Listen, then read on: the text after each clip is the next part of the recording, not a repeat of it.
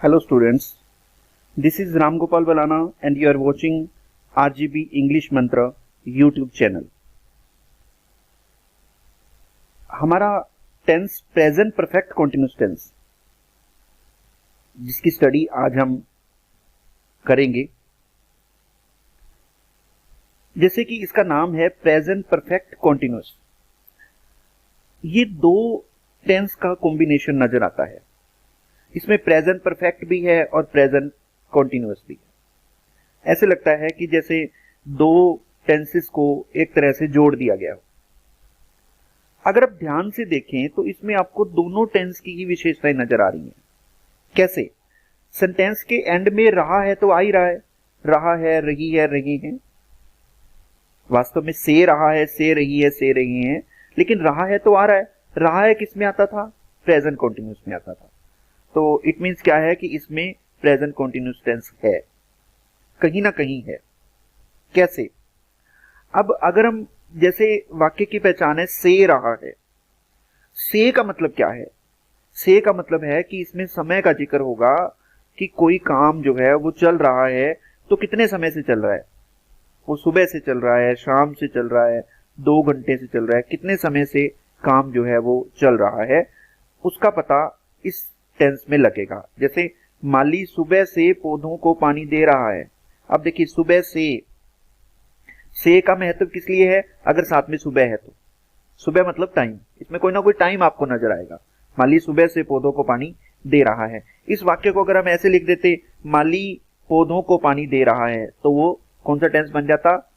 Present continuous tense बन जाता। लेकिन इसमें हमने क्या किया है? साथ में टाइम को ऐड कर दिया है। सुबह से टाइम को ऐड कर दिया तो वो कौन सा बन गया? प्रेजेंट परफेक्ट कॉन्टिन्यूस टेंस बन गया। और इस टेंस में हेल्पिंग वर्ब जो लगता है वो हैज हैव के साथ बीन लगता है, और वर्ब की फोर्थ फॉर्म आप समझते हो। फोर्थ फॉर्म का मतलब होता है V1 के साथ ING, इंग फॉर्म जिसको हम कहते हैं। ओके, तो हेल्पिंग वर्ब हैज हैव और वर्ब की फोर्थ फॉर्म का यूज हम इस टेंस में करते हैं। इस टेंस की एक विशेष बात है जो कि बाकी टेंसेस में नहीं है। क्या है? इस टेंस में सिंस या फॉर का प्रयोग होता है। अब सिंस या फॉर का प्रयोग कैसे होता है? बहुत से ऐसे विद्यार्थी हैं जो सिंस या फॉर का प्रयोग में कंफ्यूज हो जाते हैं कि कैसे होता है। बुक्स में जो लिखा होता है, क्या लिखा होता है? सिंस का प्रयोग पॉइंट ऑफ टाइम अर्थात समय के एक निश्चित बिंदु के साथ किया जाता है, और फॉर का प्रयोग पीरियड ऑफ टाइम अर्थात समय के एक निश्चित अवधि के साथ किया जाता है। बच्चे कंफ्यूज हो जाते हैं कि समय का निश्चित बिंदु क्या होता है, समय की निश्चित अवधि क्या होती है। तो इस कंफ्यूजन को दूर करने के लिए मैंने आपके लिए एक नया फॉर्मूला बनाया है। कौन सा नया फॉर्मूला है? अगर आप इस फॉर्मूला को अच्छी तरह से समझ लेंगे तो मुझे लगता है कि सिंस और फॉर का प्रयोग आप जिंदगी में कभी भी भूल नहीं पाओगे। अब देखें नया फॉर्मूला क्या है। नंबर प्लस ड्यूरेशन के साथ आपने फॉर लगाना है, बाकी सभी के साथ सिंस लगाना है। वो कैसे? नंबर क्या, ड्यूरेशन क्या? पहले तो आपने ड्यूरेशन ध्यान में रखनी है। ड्यूरेशन कौन कौन सी होती है? सेकंड होता है, समय की छोटी से छोटी जो ड्यूरेशन होती है वो सेकंड होता है। सेकंड से बड़ा मिनट, मिनट से बड़ा आवर, आवर से बड़ा डे, डे से बड़ा वीक, वीक से बड़ा मंथ, मंथ से बड़ा ईयर, ईयर से बड़ा डिकेड 10 ईयर्स, और डिकेड से बड़ा सेंचुरी 100 ईयर्स। ओके, ये जो है ये सारी के सारे क्या है? ड्यूरेशन है। छोटी से लेकर बड़ी से बड़ी ड्यूरेशन तक हम पहुंचे। ओके, ये ड्यूरेशन है। एक तो होनी चाहिए संख्या और दूसरा होना चाहिए ड्यूरेशन।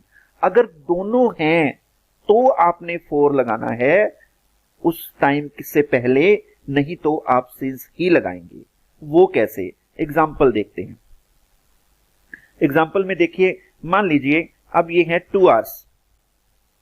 2 आवर्स, अब देखो 2 है, नंबर आ गया, आवर्स ड्यूरेशन आ गई, तो क्या है? नंबर भी है, ड्यूरेशन भी है, तो क्या लगेगा? 4 2 आवर्स, 4 लगेगा।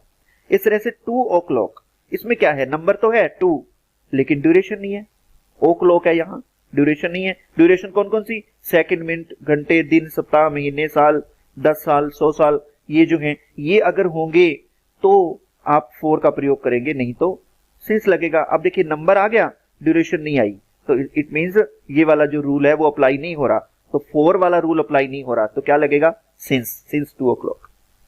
ओके, 7 ईयर्स, देखो 7 नंबर है और ईयर्स ड्यूरेशन है, तो दोनों की शर्त पूरी है, दोनों इकट्ठे हैं, तो 4 7 ईयर्स। मॉर्निंग में नंबर भी नहीं है, ड्यूरेशन भी नहीं है, सिंस मॉर्निंग। संडे, इसमें भी देखिए ना तो नंबर है ना ही ड्यूरेशन है, since Monday. Okay, since Monday या सिंस संडे जो भी है, संडे होता तो हम सिंस संडे लिख देते, अब मंडे है तो मंडे लिखा गया। 1985 सन है, ये ईयर है, ठीक है, तो सन है, सन इसमें देखिए नंबर नहीं है, ड्यूरेशन भी नहीं है, ठीक है, तो इसलिए हम इसके साथ क्या लिखेंगे, सिंस 1985।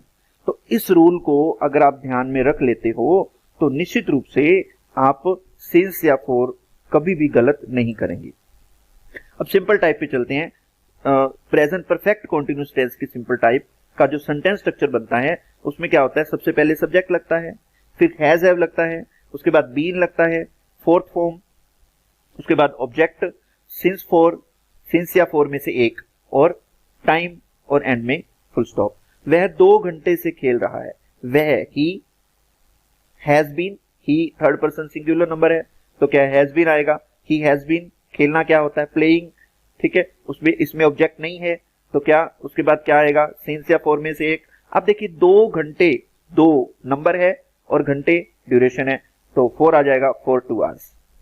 रोहित सुबह से पतंग उड़ा रहा है, सुबह से, Rohit has been flying kite, सुबह। अब देखिए सुबह आ गया, सुबह में नंबर भी नहीं है, ड्यूरेशन भी नहीं है, तो सिंस मॉर्निंग।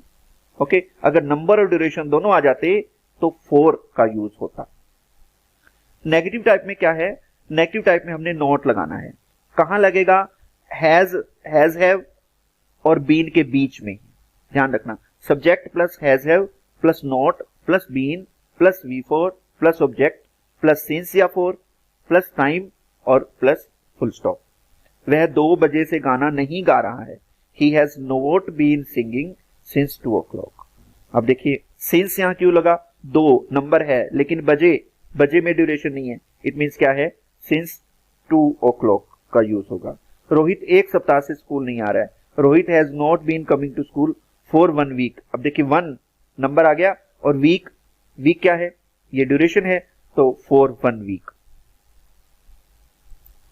इंट्रोगेटिव टाइप में क्या है, इंट्रोगेटिव टाइप में जो हेल्पिंग वर्ब होता है वो सब्जेक्ट से पहले आता है, सेंटेंस के शुरू में आता है, लेकिन ध्यान रखें इसमें हेल्पिंग वर्ब क्या है, हैज हैव बीन, तो सिर्फ हैज हैव ही आगे आएगा, बीन सब्जेक्ट के बाद रहेगा, सिर्फ हैज हैव आगे रहेगा, उसके बाद सब्जेक्ट आएगा, बीन उसके बाद आएगा, फिर उसके बाद वर्ब की fourth form, object, since for, time और क्वेश्चन मार्क।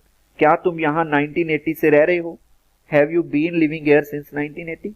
ओके, 1980 में देखो नंबर भी नहीं है और वो भी नहीं है और ड्यूरेशन भी नहीं है, तो इसलिए यहां दोनों होंगे तो 4 आएगा, नहीं तो सिंस आएगा। क्या वह मंगलवार से शादी की तैयारी कर रहा है, has he been preparing for marriage since Tuesday. अब देखिए सिंस ट्यूसडे, सिंस आ गया, क्यों आया, क्योंकि ट्यूसडे है, ट्यूसडे में नंबर नहीं है, ड्यूरेशन नहीं है, तो सिंस का यूज हो गया। इंट्रोगेटिव प्लस नेगेटिव में हेल्पिंग वर्ब सब्जेक्ट से पहले, has have plus subject plus not been, V4 object, since for plus time और एंड में क्वेश्चन मार्क। क्या राम 3 महीने से नहीं खेल रहा है, has Ram not been playing for 3 months, has Ram not been playing for 3 months। Has have भी है और नॉट भी है, interrogative plus negative. WH interrogative में आप देख सकते हो, इंट्रोगेटिव प्लस नेगेटिव का सेंटेंस स्ट्रक्चर बनाने के बाद सबसे पहले आपने क्या लगा देना है, WH लगा देना है। WH plus has have plus subject plus been, V4 object, since for, time और क्वेश्चन मार्क।